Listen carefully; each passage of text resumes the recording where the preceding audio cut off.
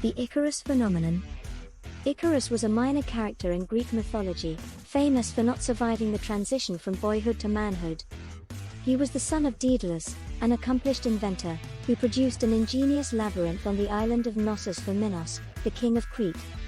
Even Daedalus could not find a way out of his maze. Sometime after building it, Daedalus fell into disfavor with the king of Crete, and was condemned to live the rest of his life inside the labyrinth. Because he was his father's son, Icarus faced the same fate. Icarus and his father were trapped. Ever the inventor, Daedalus built wings of feathers and wax to escape. In theory, the wings would allow Daedalus and Icarus to fly above the labyrinth and off the island to freedom. Just before their flight, Daedalus warned his son to be careful. If he flew too low, his wings would get wet in the ocean. If he flew too high, the sun would melt the wax and the wings would disintegrate. Icarus took off with all intentions of following his father's sage advice. Away they flew, escaping the labyrinth. Like any adolescent boy, Icarus struggled with parental advice. He found flight awkward at first, but learned quickly and soon flew with the attributes of adolescence. His physical strength made up for his lack of coordination and balance. Also, like many adolescents, Icarus moved rapidly from ungainliness to false prowess. Drunk with his newfound power, he soared higher in the sky, ignoring his father's warning. Daedalus looked around in flight and could not find his son. He peered down at the ocean and saw a small cluster of feathers floating on the water. Icarus had soared towards the sun, his wax melted and he fell to his death. The myth of Icarus is especially relevant for boys of the baby boom, children born after World War II and up until the Vietnam era. It teaches us about power in our relationship with our fathers. Myths reflect subconscious truth. Power can be a dangerous and potentially fatal commodity for a boy as he transitions from boyhood to manhood. The myth of Icarus and his father, Daedalus, teaches by its tragedy. Examining this myth in the light of the psychic experience of our adolescent years can illuminate how we internalize power in our lives as men. Despite its small place in the vast repertoire of Greek mythology, the story of Icarus is well known today. This story of a clever father and his willful sons attracts the 20th century audience. This is not by accident. Myths produce a response in us relevant to our own understanding of our lives.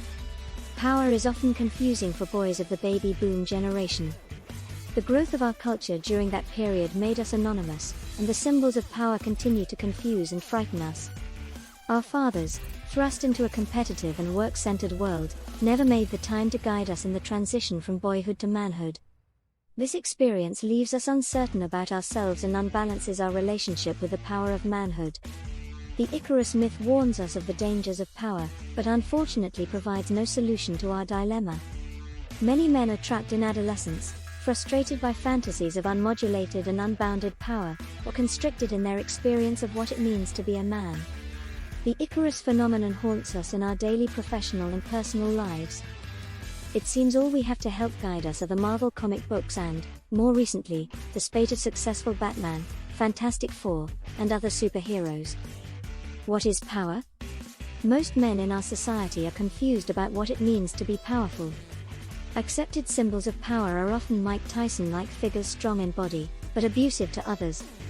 Men who internalize such symbols of power become as tragic as Tyson, full of rage and unproductive.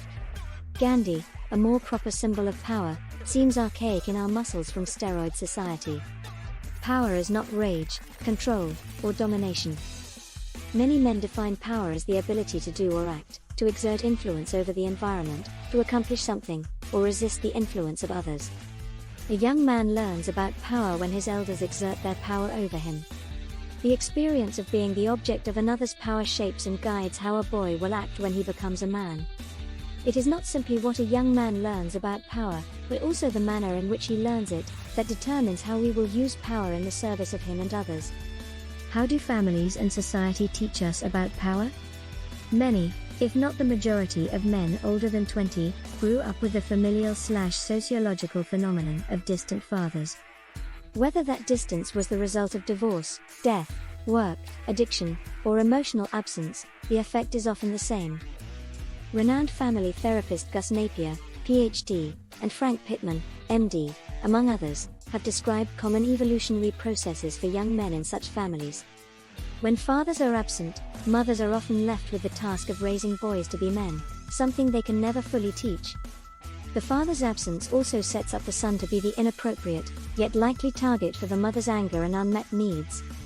From that experience, the son may fear getting too close to his mother. As a result of the father's own modeling and the son's own experience, a young man may come to equate manhood with distancing from women.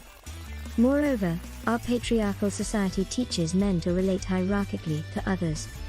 Men typically relate to women from either a one-up or a one-down position, not knowing how to share power equally.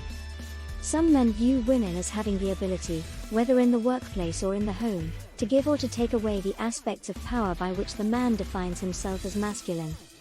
Unless the son sees his father as fulfilled and powerfully present in his marriage, the emerging adult man will lack conviction about his own ability to be powerfully present in intimate relationships. A generational pattern often evolves. Our society both encourages and reinforces men's dysfunctional learning about power. The media frequently portray violence, dominance, and disconnection as unavoidable, even attractive alternatives for men. Our evolving workaholic culture, which supports and is supported by our political economic system, fosters the separation of male youths from those who might be excellent mentors for them. The task of teaching young men about power is continuing to shift away from fathers, other male relatives, and local elders to much less personal models including schools, large-scale media, and social intuitions such as the legal system. Attempting to learn about the personal use of power from social agents with whom young men are not intimately connected is inherently difficult. What can we learn from Icarus? In order to learn how to use power and not be destructive to himself or others, a young man must have the capacity and resources to both channel and contain power.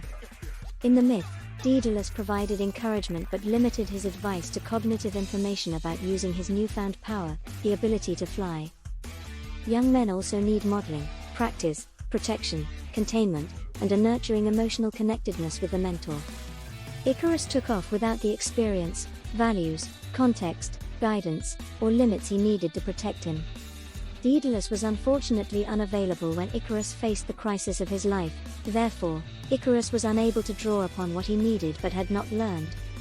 In the Icarus myth, the Sunday may symbolize the laws of nature, or spiritual principles, or the ways of the world. If a man flies in the face of these, you can expect to catch a lot of heat. Power without limits or conscience becomes abusive or destructive. When a young man knows no power greater than himself, he becomes grandiose and omnipotent. He installs himself as God in his own life. Without limits and containment, he cannot truly connect with himself or with others, and he becomes preoccupied with the search for limits, much as all superheroes have a critical and destructive flaw. If men are not given limits when learning about power, they internalize shame as a way of putting a cap their thoughts of omnipotent power. Our legal system provides real physical limits for people who have not internalized social boundaries. But there are a host of subtle, more socially acceptable limits against which many men press their search for containment.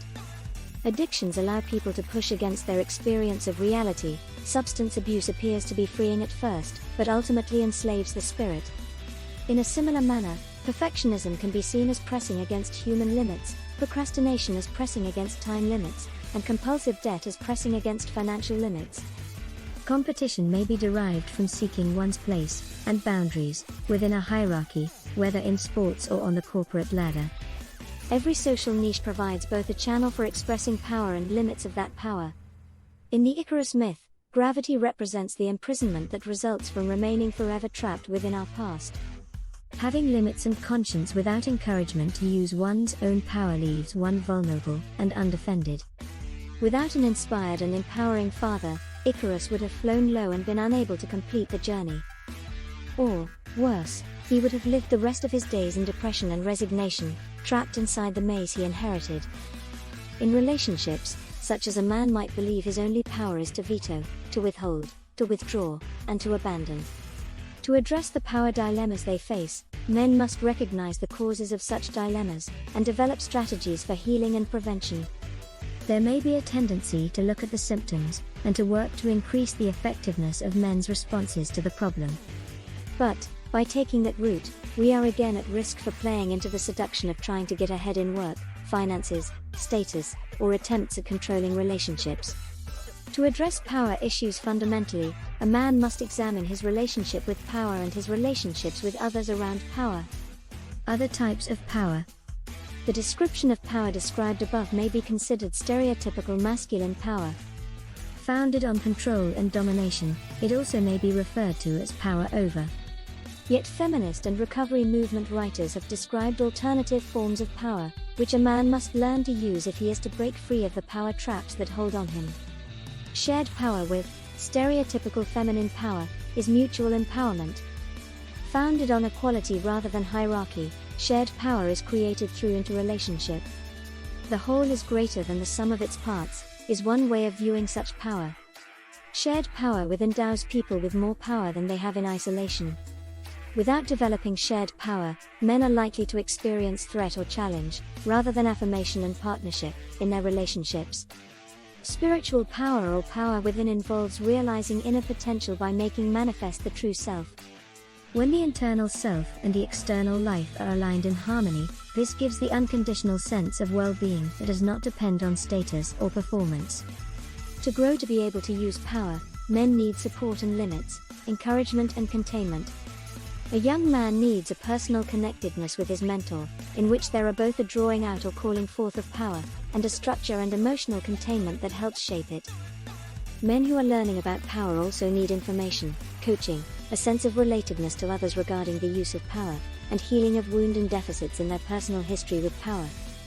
Open, honest, and informative communication is essential.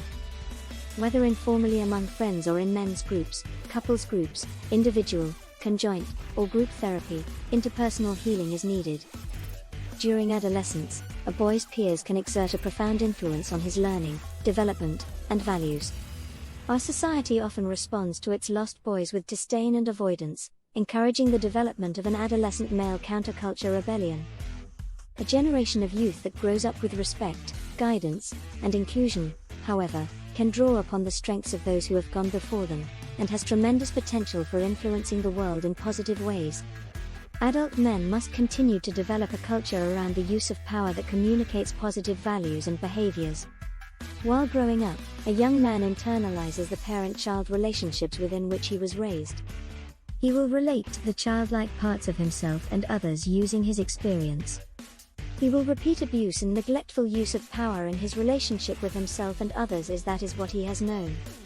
Therefore, symbolic, historic, and developmental healing must occur if he is to grow further, developing and internalizing a parent figure who is both nurturing and protective, who offers both support and containment. This developmental process is crucial to healthy maturation and happens through interaction with a benevolent mentor with whom the young, or adult, man can test, challenge, and butt heads all the while remaining emotionally connected. Finally, healing can be complete only when the spiritual component is addressed. A man's spirit is the deepest core of his being, his true essence. The man in full recovery communes with that which is most truly he, and connects with the spiritual essence of others. His healing both draws upon and is the expression of the power within. The life of the man actualizing his power can be seen in the depth of his knowing himself, in his relating in meaningful and intimate ways, and in his contributing to the enhancement of his own life and the lives of others. In the journey of healing, a man must ultimately summon the courage to go deep within his true inner self, search out his true direction, and call forth the power to live a life of balance and meaning.